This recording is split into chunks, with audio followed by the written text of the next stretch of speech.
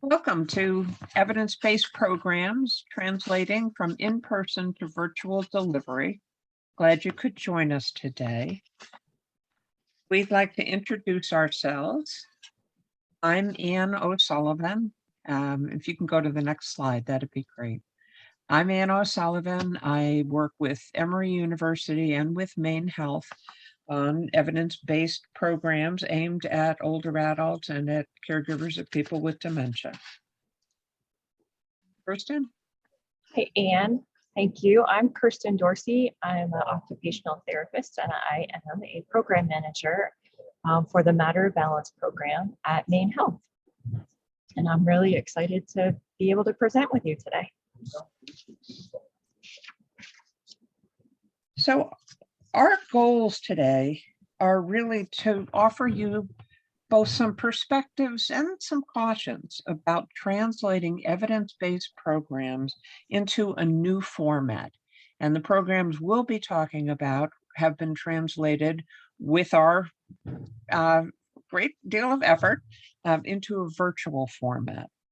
So our objectives here are, first of all, to explain what an evidence-based program is and just how important Fidelity is in translating and delivering evidence-based programs.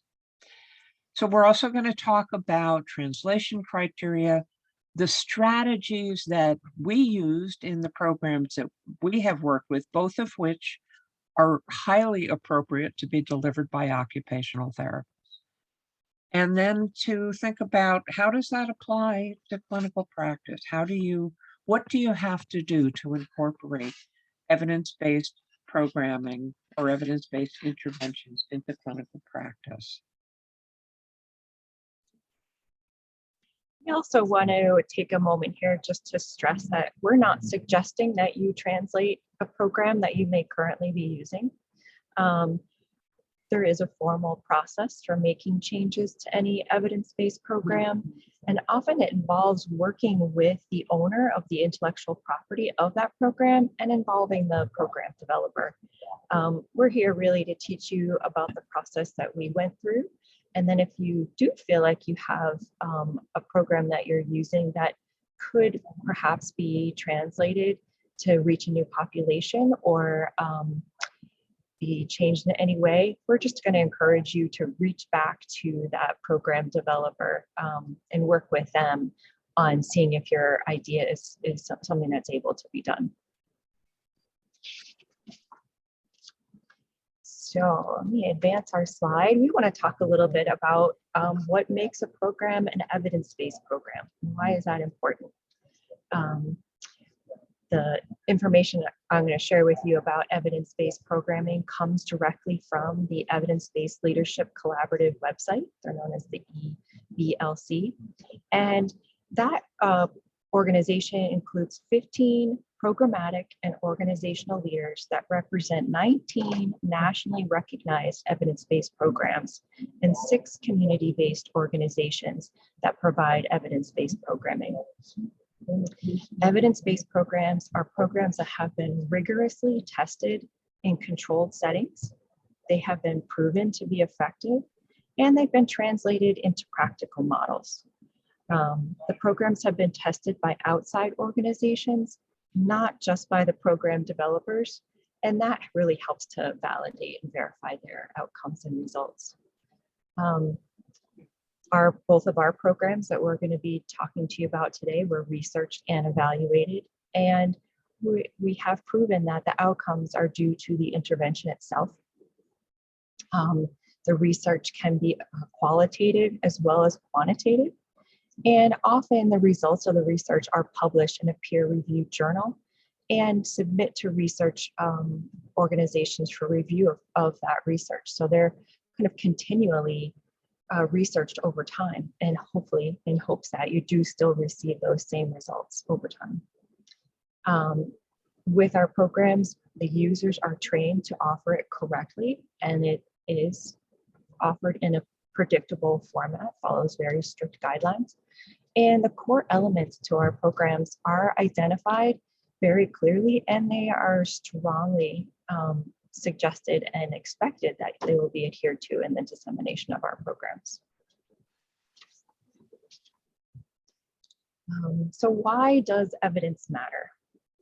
Well, the advantage of really implementing an evidence-based program is that it's really widely considered a best practice strategy for community health promotion.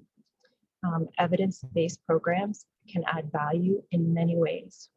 The program participants are more likely to receive positive outcomes by participating in an evidence-based program. Funders actually are really increasingly demanding that programming is evidence-based and is based on solid evidence of its effectiveness before they want to give out that funding. Agency leaders really want to concentrate their limited resources on proven programs. And program managers really can then concentrate their efforts on program dissemination rather than creating something new. And that way they have the ability to reach a larger population and have a greater impact. Our older adult participants are pretty savvy, and they also want to invest their time and money in programs that have been proven to work. And lastly, the demonstrated outcomes of evidence-based programs are really attractive to other community members and potential partners. And that really helps to facilitate community buy-in and the formation of partnerships, especially with healthcare and clinical partners. This is just a slide where, if you're interested, you can learn a little bit more about the Evidence-Based Leadership Collaborative and the evidence-based programs that they represent. And their website address is below. The collaborative has more than 200 combined years in developing, evaluating, scaling, implementing, and sustaining evidence-based self-management programs, which I think is really impressive. So Anne, I think I turn it over to you. That sounds like a plan. So thinking, I'm going to talk a bit about the Savvy Caregiver program, and then a little later on the translation to a virtual format. But before I do, I just want to think with you for a moment about why focus on dementia at all. And you are probably aware, dementia is a huge problem worldwide, but we're going to be looking at the US here. And the latest estimate I could find was 14% of adults in the US live with dementia.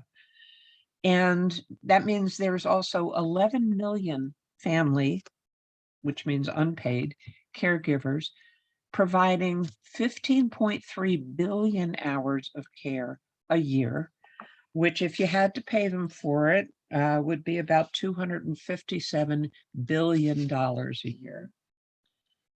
And we know that that caregiving comes with a toll, that caregivers have much higher risk for other issues like financial, emotional, and physical effects. I think the depression rate among family caregivers of people with dementia is about twice that of the general public. As you may know, dementia is not just about memory. It's a global deterioration in thinking skills. So depending on the individual, things affected may include language, reasoning, abstract thinking, organization, attention, higher level cognitive abilities like planning and problem solving.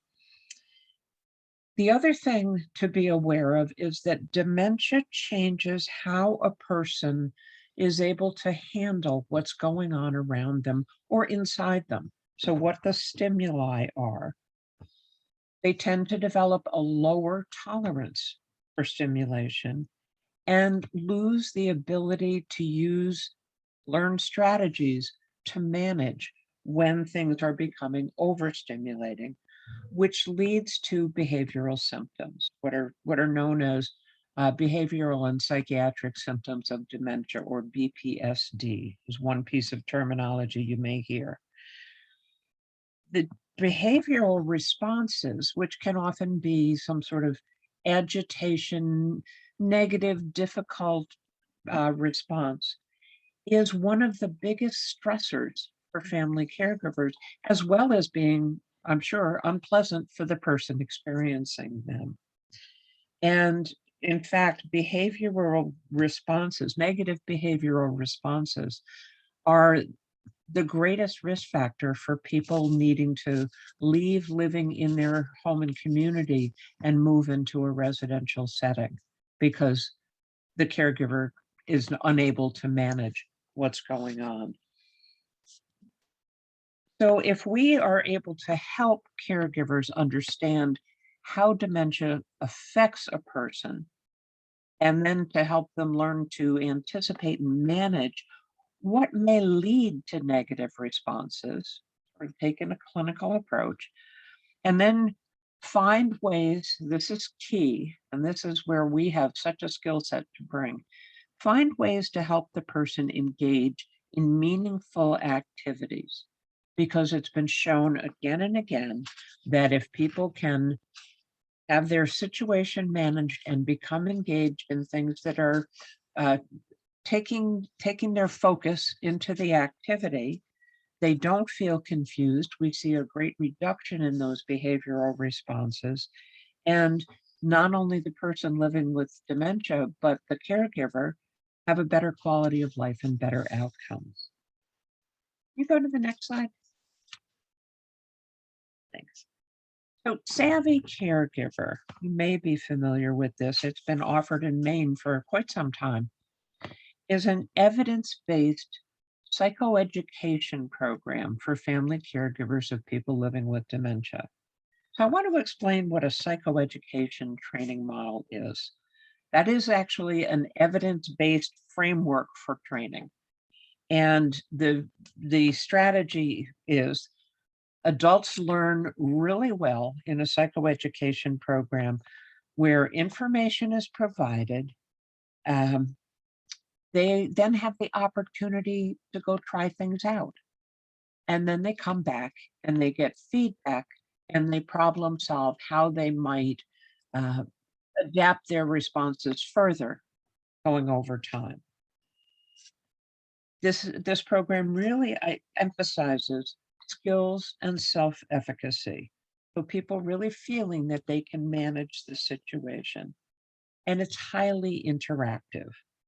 So it requires a really active engagement in the learning process and in trying things out on the part of the caregiver. But then the coach can help reinforce what worked well, what might you do differently, and as can the group. So just to explain this target is self-efficacy, and which is a person's belief that they can make a positive change and take control of situations in their lives. So it's my belief that I can be effective. And at least when I was in school, a very closely related concept we talked about a lot was mastery. So feeling that I am able to do this, I am competent to pursue whatever it is. And so psychoeducation models really support self-efficacy. And then the third piece is that there's a focus because personal qualities have been noted to be really moderators of caregiver stress. And those include knowledge, so understanding dementia, understanding behavior. And when I say behavior, I'm basically saying a person's response in any given moment doesn't have to be problematic behavior. Kirsten and I are both exhibiting behavior right now, and it is, I hope, not problematic. So it's just what somebody is doing in any given moment. It's important for caregivers to understand how dementia affects performance and then how they might structure the day to guide that. They also need to have the skill to identify what causes confusion and what happens when a person feels confused, because that's an upsetting thing. And then to design tasks and activities that are a good fit with a person's abilities. Again, an area that we are so strong in. And then also identifying what are things that the person is struggling to do and how can we develop strategies to make that easier? What can we use to help calm a situation that isn't going well? And how do we take care of ourselves and look ahead for decision making for the future? And then the third, personal quality, we really encourage caregivers to develop a clinical outlook, to take a step back and evaluate a situation before reacting, to develop a response rather than a reaction, and to feel more confident, to accept the fact that over time the caregiver needs to take more control of the situation and to appreciate the importance of what it is that they're doing. Can we go to the core elements? So we mentioned a couple of minutes ago, part of an evidence-based program is that there are core elements that we stick with. And this is an abbreviated list on your slide of the core elements of SABI. These are the ones I think are the most key. And in terms of the content, we really emphasize developing strategies. And so to deliver this program, the trainer needs to do that. We teach an activity analysis framework, and we ask people to do home activities to practice, and then we ask them to come back and talk about it so we can give some feedback. In terms of the structure of the program, core elements include you got to deliver the training according to the trainer manual. It doesn't mean you have to stand there and read it, but you have to stick with the curriculum. There are standard materials, standard procedures, certain handouts that go with the program. And the research supports specific numbers of participants, specific number and length of sessions. So let me tell you a little bit about the evidence for Savvy Caregiver. This is a program that has been studied for a long time. The initial randomized controlled trials were between 1998 and 2001 on the initial classroom version of the program. And it showed that the research showed, and people were evaluated before taking the class, after the class, 5 months and 1 year. And it indicated that those who took the course had lower levels of distress and burden than those who had not taken the course. And then after the control group, because it's an experimental group and a control group, after the control group received the program, their levels of distress and burden also decreased. And it showed that even a year later, if distress and burden had increased at all, which it often had not, it was very slowly, which is particularly remarkable when you could take into account the fact that the dementia was probably getting worse, but the caregiver was not becoming more distressed or burdened.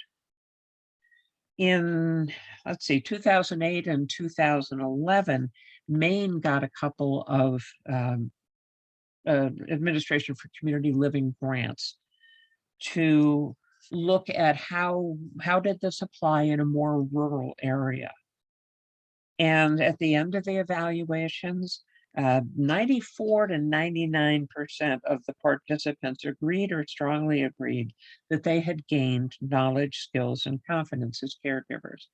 And we didn't do it as a randomized controlled trial, but we did all the same measures, both pre, post, and then 5 months and a year. People showed an improvement at 5 months in self-efficacy, in their feeling of inner growth from being a caregiver, that it made them feel good now to be a caregiver, that they were more able to manage a situation, that they could manage their own expectations and, what did I think I'd be doing right now with my life versus what am I doing? They felt that they had more mastery of the role, and they felt they managed disruptive behaviors better. And those gains continued at a year. And we got wonderful, wonderful commentary from people about how the program helped. So that's the basics on Savvy Caregiver. Kirsten's going to tell you a little bit about Matter of Balance. All right, thank you, Anne. So I wanted to talk just a little bit about why should we be concerned about falls to begin with. Roughly a quarter of adults over the age of 65 fall each year. And 1 out of 5 of those folks who do fall sustain an injury that requires an emergency room visit. Falling once doubles your chance of falling again, which I think is incredible. Typically, falls do increase in frequency with age. And falls are more often caused by one risk factor, or it's called a multifactorial. They are one of the most common threats to someone's independence. Can make it hard to get around, hard to live independently. And with multiple falls, you are at increased risk of early death. Falls are also the leading cause of traumatic brain injury and hip fractures. 75% of those falls that are happening around our homes doing normal routine activity. And even though falls are somewhat common, they are a little predictable. And that being the ability to be predictable does help to prevent them. So if we know what typically causes falls, we can then go ahead and look at putting in some interventions to help prevent those risk factors and reduce somebody's likelihood of falling. The other thing that we know is that if people are afraid of falling, that fear of falling is a high risk factor for falls, because when you're afraid of something, you start to behave in ways that you think might reduce your likelihood of falling. And sometimes those things that you do actually end up increasing your risk for falls. Some examples of what people might do is they might start to do less. They might be less active. They might put themselves in a position of maybe choosing to sit instead of getting up and moving around. And we know that if you sit for too long, then you start to lose the skills of being able to move around. You start to get weaker. And we also know that doing less also reduces our quality of life. So we have a lot of results from that fear of falling that the Matter of Balance program tries to influence. And the largest thing that we have come to learn about falls is that when we start to look at what causes a fall, those falls can be prevented over time. So what is the Matter of Balance program? A Matter of Balance was developed by the Roybal Center for Enhancement of Late Life Function at Boston University. The original program was disseminated by a healthcare professional, usually a nurse or a physical therapist or an occupational therapist. And the original program really did focus on that fear of falling and trying to reduce that fear of falling and increase activity levels for older adults who do have that concern about falling. But because it was disseminated by a healthcare professional, it didn't have a wide reach, tended to be fairly expensive to implement. The model for dissemination is that you have 2 leaders of the class. You would have 2 nurses, or a nurse and a physical therapist, and an occupational therapist, or 2 therapists. So as you can imagine, that does get expensive to implement over time. In October of 2003, Maine Health, and the Department of Partnership for Healthy Aging within Maine Health, as well as the Southern Maine Agency on Aging, Maine Medical Center's Geriatric Center, and the University of Southern Maine worked together and wrote up a grant proposal, and it did receive funding from the Administration on Aging to translate the Matter of Balance program into a lay leader model as opposed to a healthcare disseminated model. And they found that to be very successful. So they developed a training model to train lay leaders to be able to disseminate the program, which made it a lot more affordable and accessible for community-based organizations to then implement to their population. The lay leader model, it does reduce the costs, and we found that it really actually took off, and it's quite popular. We have over 1,800 trained leaders of our program nationally, and it's implemented in over 800 organizations across our country. So the lay leader model has been proven to be a success. What happens during our classes for older adults who take our Matter of Balance class, they have 8 two-hour sessions, and those sessions can occur either once a week for 8 weeks or twice a week for 4 weeks. And during those sessions, they focus on how to view falls and the fear of falling as controllable. We want to really make sure that people set realistic goals and for increasing their activity. And we take a look at how can we change their environment to reduce those risk factors. Since we do know that most falls occur around the home, we really focus on those risk factors within people's homes. And we try to promote exercise, and we do have an exercise component as part of our class to really increase strength and balance. However, the exercise component is not the main focus of a Matter of Balance.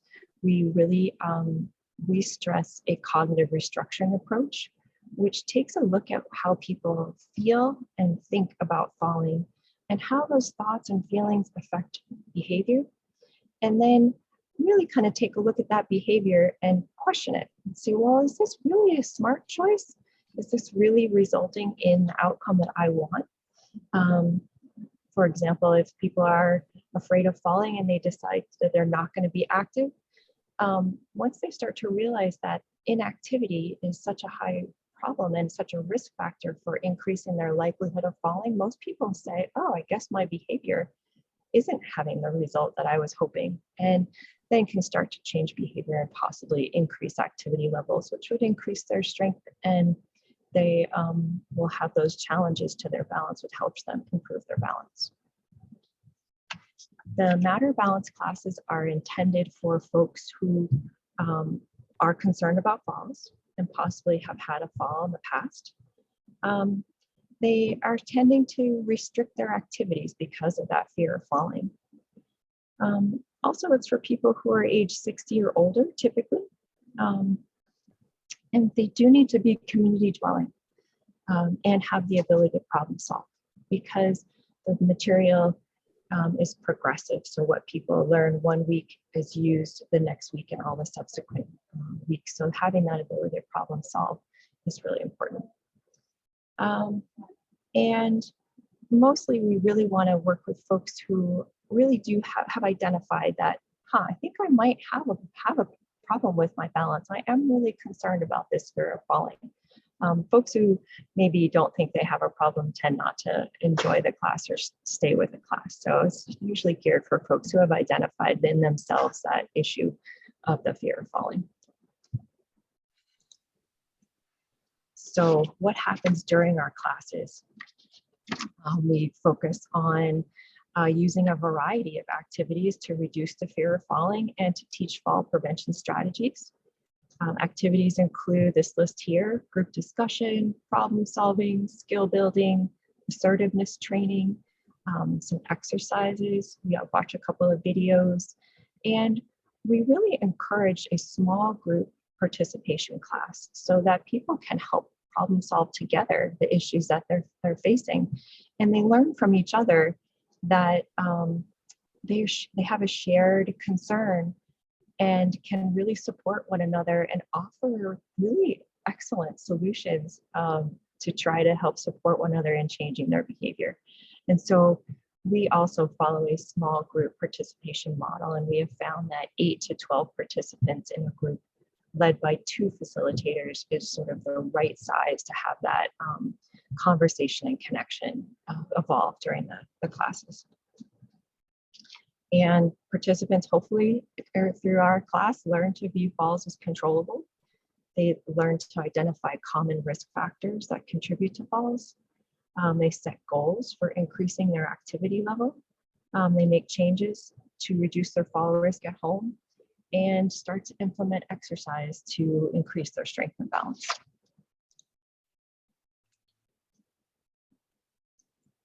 And I'm going to move on to our outcomes. My slides will advance. Sorry, it's not. There we go.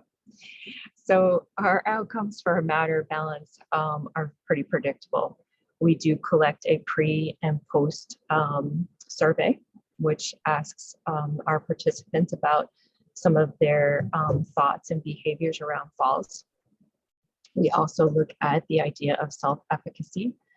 You know, do people think before they take the class that they have the ability to prevent falls in their life? And then were there any changes to that perceived ability to prevent falls after taking the class? And so some of our outcomes are that 97% of people feel more comfortable talking about the fear of falling. 97% feel more comfortable increasing their activity level. 99% plan to continue exercising. And 98% would recommend a matter of balance to a family member or friend. The tools that we use, again, are the initial survey given during the first class and the last class survey. We also have a National Falls database that is managed by the National Council on Aging and Project Enhance, and that is located out of the University of Washington in Seattle. That National Falls database, again, is not managed by a matter of balance, but organizations that implement a matter of balance are encouraged to record their outcomes from their pre and post survey data there. And so we're able to really look at all across the country what the outcomes are from participating in a matter of balance. And consistently over time that these outcomes are demonstrated. So let's see, oh good, it's working again. Our participants report after participating in a matter of balance that they are more confident in taking a walk, climbing stairs, and carrying bundles without falling. They have more confidence that they can increase their strength and they can find ways to reduce falls. And they also come away with feeling like they can protect themselves if they do fall. And also our participants report that they have increased the amount of exercise that they get on a regular basis.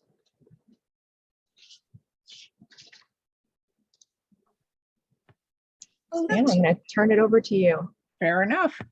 Let's talk a little bit about program fidelity, because that is so critical when you are delivering an evidence-based program, when you are working with a translation of an evidence-based program. And fidelity is basically using an intervention in the same way that the research proved is effective. So using it with the population it was intended for. It would not make sense for me to say, well, Savvy Caregiver is a great program. Why don't I try it out with younger adults with spinal cord injury? And that's it. There might be some benefit there, but that's not how the program has been tested and proven to be effective. Thinking about sticking with the curriculum and the instructions. Kirsten and I can both share stories of ways that people have adapted a program in hopes of improving it, that in fact made it no longer the program they were trying to deliver. And to deliver an evidence-based program, you pretty much need to have some kind of training. Some of them is, read the manual and follow it. But some of it has more formal training. And if you're going to teach it, we need to know what that is you need, and you need to get it. It also means to have fidelity to a program, adhering to the core elements. And that's so that the program is delivered consistently everywhere. Kirsten mentioned how many hundreds of sites there are with doing matter of balance. And the goal is that everybody is delivering the same program, because then we know that it's reasonable that when outcomes are measured, people are getting the same outcomes that were proven effective in the research. You go to the next one. So we are grateful to Diane Dowdy for this imagery. Let's think about ducks. So here's Daffy. When is a duck a duck? Can you go to the next one? So there's a lot you can do with a duck. You can dress a duck up. You can put little bunny ears on the duck, but he's still a duck. You can dress it up as a queen, but it's still a duck. You can send it off into space, but it's still a duck. So you shouldn't introduce new materials. You shouldn't leave out core elements. And if what you deliver is consistent with the curriculum, you should be able to expect consistent outcomes. What we want to avoid is a flamingo. Okay. So you could use, say, your own examples in an evidence-based program. You could, in most programs, make the delivery suit your style, but you don't change what the message is. You might change the activities based on the personality of the group. Okay. So no new materials, no leaving out core elements, and you should not end up with a flamingo. With that in mind, Kirsten is going to talk a little bit about program translation. So that is one of the challenges to translating a program. You don't want to move into flamingo territory. So you might consider making a translation to make it more suitable for a particular audience, population, or a delivery medium. And so we have recently worked on changing the delivery model for our programs to be a virtual model. And so that's the translation we're going to focus on today. But we want to also kind of give you an idea of what other translations might exist on programs. So why would you want to translate an evidence-based program? Typically, programs are developed out of recognizing a need. Often they start small in a small area of dissemination. And then if they really catch on and grow wider and wider and wider, then suddenly you're expanding beyond your maybe small regional population and reaching other populations. And your organization might grow to serve a wider variety of groups. The original program that was developed then can be discovered to have some gaps in it where it's not going to really meet the needs of a wider group than the original small area that it was developed in. So some examples might be, you might serve a population that has very low vision or no vision. You might run into other languages or cultures who are interested in the program, but the original model wasn't created in another language or with other cultural considerations.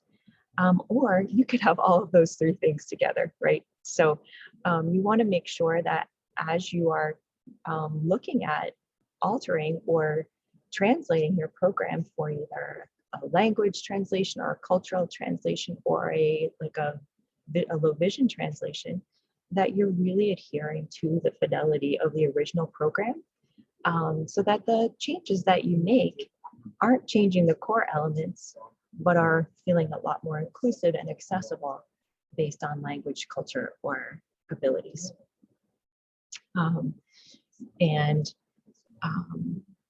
Another reason why you might change a program is because of the pandemic, which was my case, and you had already started to work on a translation before we hit our current situation with the COVID-19. But we adapted ours directly because of COVID-19. And you also want to respond to social and geographic related changes. So our program was developed here in New England. And I hear a lot that, you know, cities implement other examples for matter of balance because they have to take a look at navigating subways and buses and other modes of transportation that weren't really on the radar here in a rural state like Maine. So you have to want to make sure you're taking into consideration different geographic areas as well.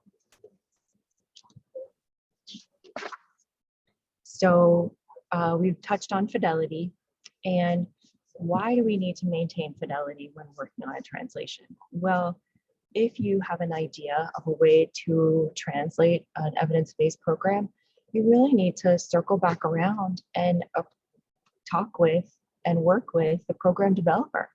You know, you often program developers have they own their intellectual property for that program. They have the materials copyrighted, and they really require that you follow strict procedures and guidelines to translate a program and test it for its effectiveness before widely disseminating it. So, you know, really circling back around and working with those program developers is such a great way to maintain fidelity, to be able to offer translation.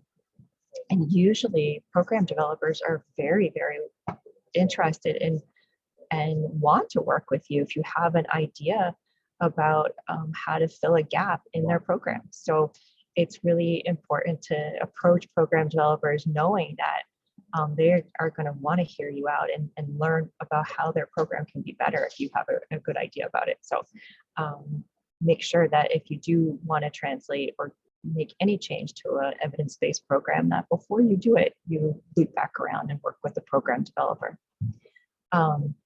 What happens if you don't maintain fidelity with a translation? Well, then it becomes something else. You know, or if you have an evidence-based program and it's structured in how it's delivered and you're changing that structure, you're leaving elements out or adding something new in, then you've possibly created something brand new, not the program that you had started with.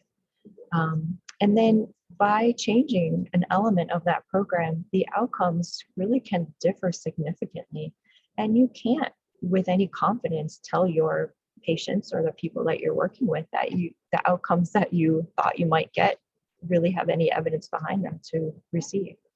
And then if you do change the program, you run the risk of violating that licensing agreement and violating the dissemination agreement. And unfortunately, sometimes you lose the ability to implement that program at your organization. So it is really important to take those things into consideration. As occupational therapists, we use a lot of evidence-based assessments and interventions. And so just kind of keeping that in mind, that it really is designed to be delivered in a particular way. And until you have permission and evidence that changing it works, then you really shouldn't change it at all. Let's see. So, Anne, I think you are going to talk to us about translating savvy into telesavvy. Thanks. Well, the translation from classroom face-to-face savvy caregiver into virtually delivered telesavvy, it came about for a number of reasons. It was actually, as Kirsten mentioned, it was pre-pandemic. We've been at this since 2016. So one reason that they looked at translating it into a virtual model was to be able to disseminate the program more broadly among rural caregivers, where it was not necessarily simple for rural caregivers to find a time or a place where they could all get together and come to a class. We learned in Maine under our ACL grants that the more rural counties like Aroostook had a really difficult time getting enough people for a class because everybody had to drive so far to get to a common location. And the other issue that applies particularly to family caregivers of people with dementia is, in some cases, they cannot leave the person with dementia on their own. So if they are unable to get respite, to have someone with the person while they go to class, that creates a barrier to them attending.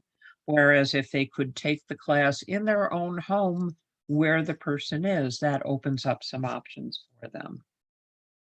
The folks at Emory University, which has been doing all this research, also wanted to design something that would better suit what we know are the very busy schedules of family caregivers of people with dementia.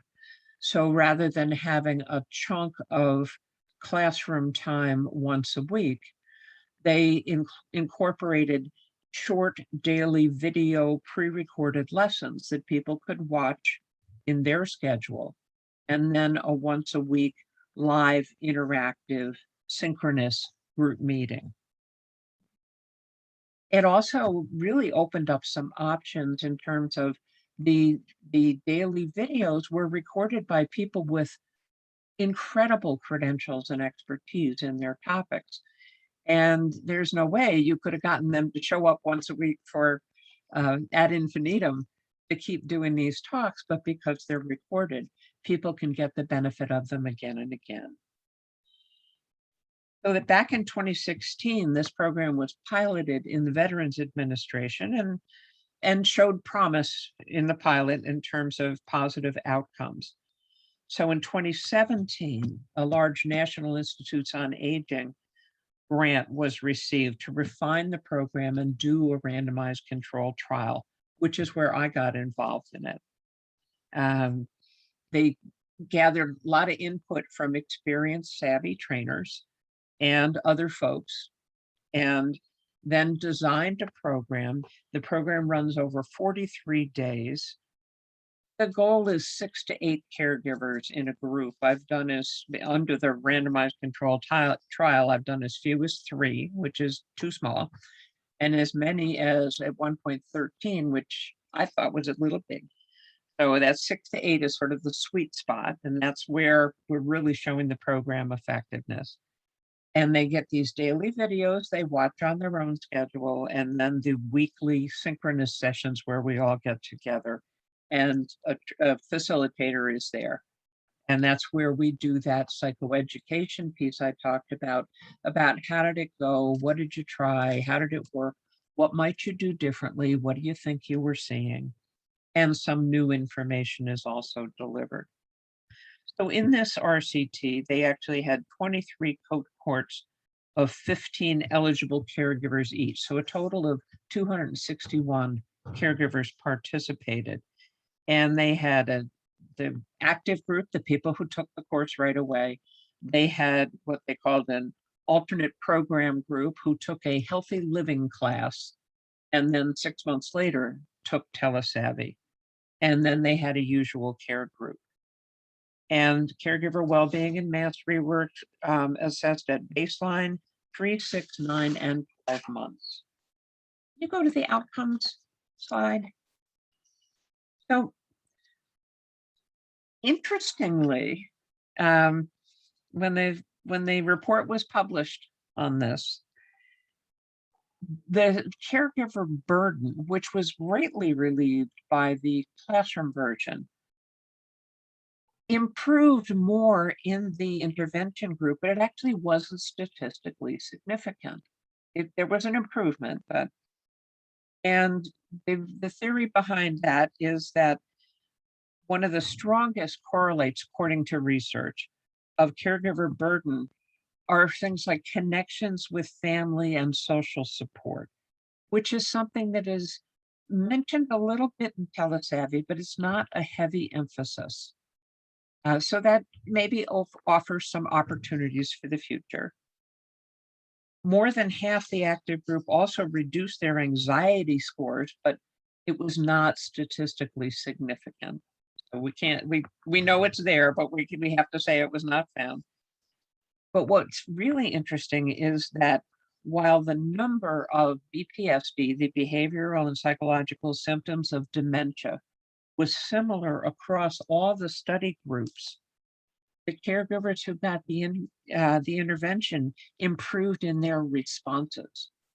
So it didn't mean you didn't have behavioral moments, but the caregivers knew how to manage them and felt comfortable with them.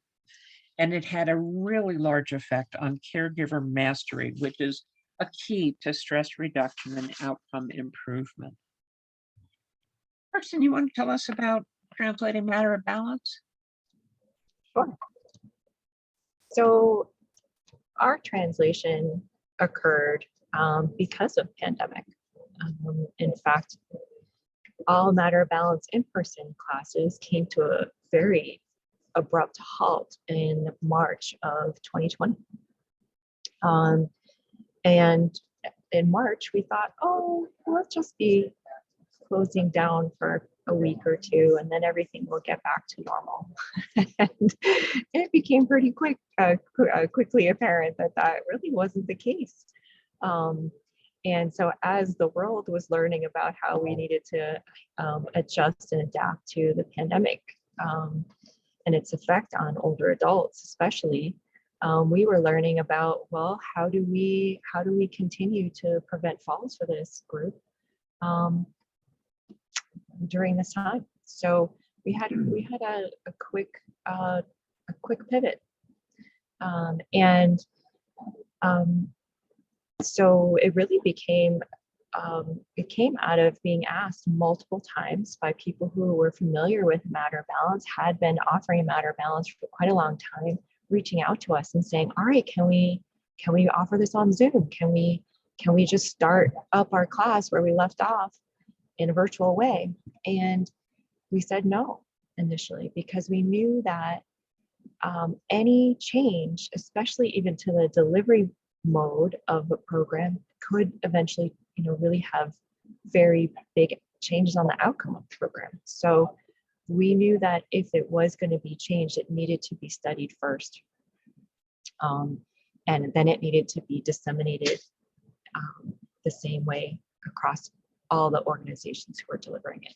We couldn't just let somebody in Arizona try it and see how it went there, somebody else try it and see how it went there, because they're all going to have little changes to the materials and how they present them that will end up in really big changes in terms of outcomes. So we were asked hundreds of times, and it was really hard to say no, but we did say no.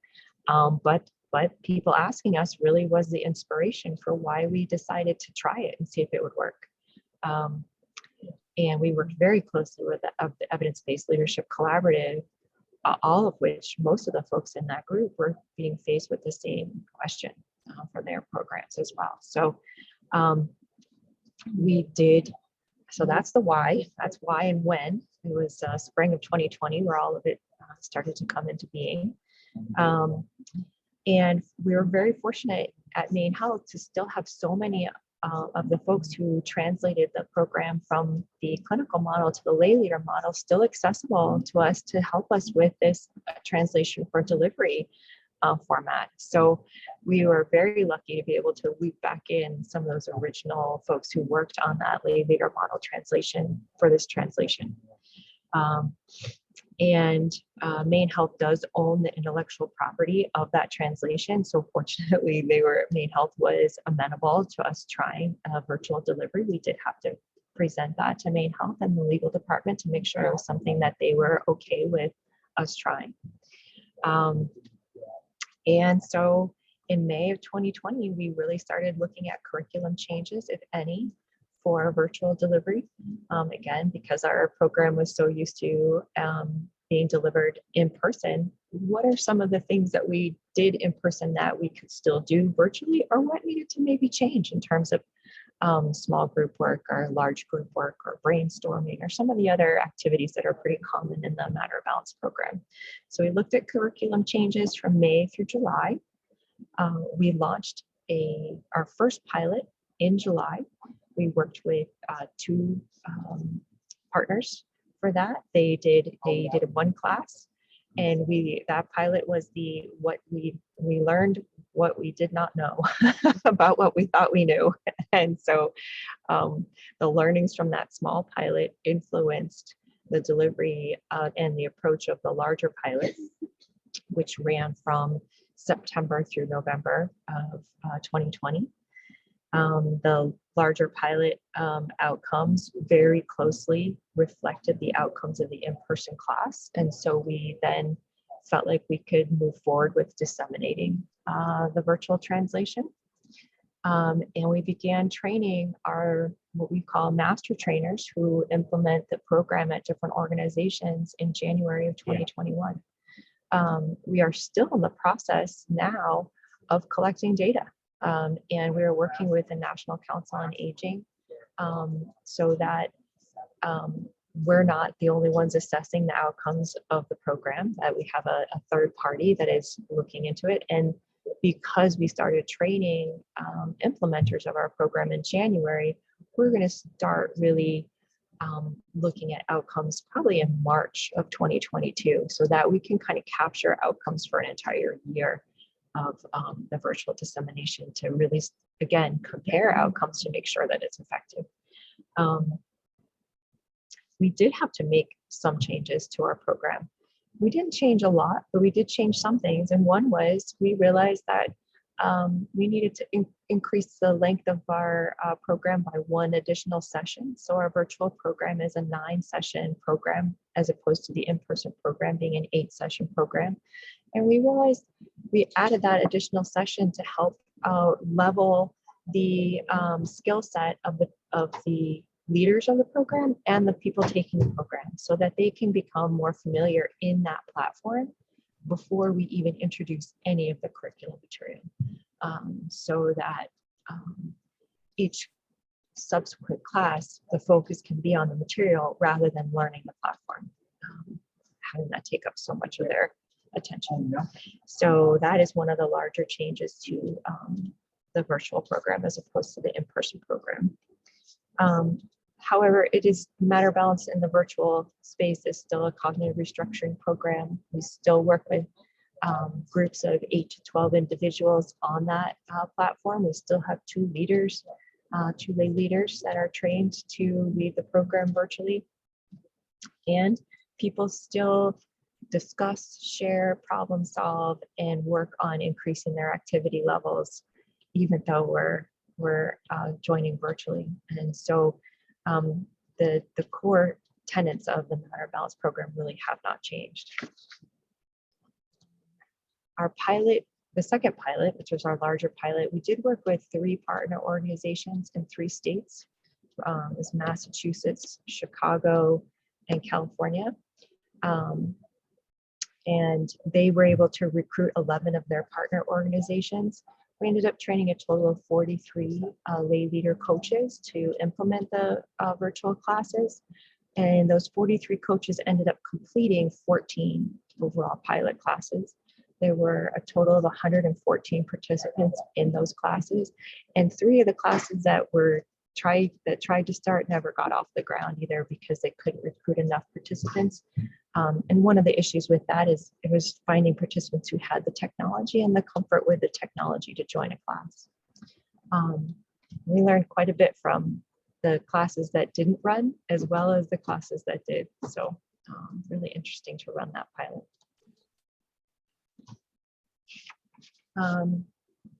So typically how are evidence-based translations evaluated? In our case, Maine Health, we evaluated the pilots ourselves because we were collecting the data and comparing it with the outcomes from the in-person class. And because the outcomes were very favorable and they almost mirrored exactly the in-person outcomes from the classes, we felt confident disseminating to a larger group. And that larger group then is also going to be part of, I think we'll call it pilot 3, which is happening now, is all those virtual classes are happening across the country, and their data is being recorded into that National Falls database. It is best if your results are evaluated by an outside organization, and that's why we're working closely with the NCOA so that their research arm can be evaluating our outcomes, because we want to make sure we're not influencing the data in any way, and making sure that the outcomes are reflective of the classes. And then we also, our program is researched continuously, and the virtual program will start to join in that. And so over time, it will be researched again and again, and we'll closely look at the outcomes of that research and make sure that our program is standing the test of time. And Anne, I'm going to hand it over to you to talk. You can introduce some of the challenges to translation. Yeah, well, let's just summarize some of the things we've talked about. One of the biggest things with translation is maintaining fidelity to the evidence-based program. Another thing is needing to think about how does the material need to be adapted to work well for whatever you're adapting it to, whether it's a different audience or a different delivery method. So much of Matter of Balance stayed the same, but needed to consider a lot about how would the different activities be different virtually.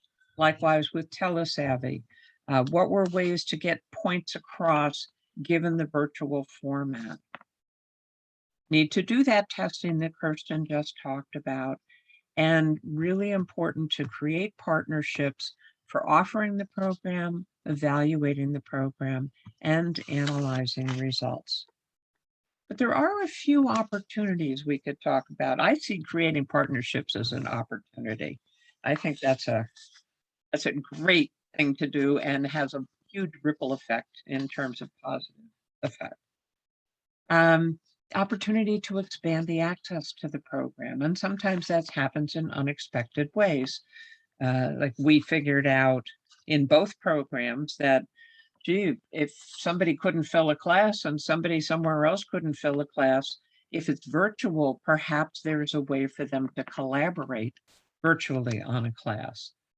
In going back over the two programs to make these changes, it also offered an opportunity to say, you know, that particular thing never worked all that well. Maybe we don't need to put it in, and this is the researchers doing this, not me, but maybe that is not as important as we thought, and we can still get the same good outcomes without that. But that's something that needs to be studied. And then that you can tailor it to make the most of the medium. There's things you can do that are fun. So thinking in terms of lessons learned, a big point is make sure you're doing your needs assessment, that you're not assuming there's a need, but you have actually established that there is a need. And then really do your planning, get your funding, create those partnerships, and then collaborate with those partners. Be realistic about how much you can do. Kirsten was handed a gigantic job right at the beginning of the pandemic. And she was smart. She started small. A thing I tell all our virtual trainers, any trainer I train, I tell, things don't always work. It's not critical. And unless it's a total disaster, you can fix it. Technology is not always your friend, but you can fix it. And to really be thoughtful about your approach. Do you want to add anything to these lessons learned, Kirsten? I see we're right at the end of our time. I think the one thing I also learned is that things take longer than you expect. And so make sure that you're setting realistic expectations for yourself with a translation. And That's a good point. Yeah. It takes longer and it's more work. It is a lot of work. It's a lot of fun work. Yeah. So yeah, I think that's the only thing I would add. So if you have questions you want to follow up on, here's our contact information. And we hope this has been helpful to you in considering what's involved in translating an evidence-based program. And thank you for joining us. Yeah, thank you.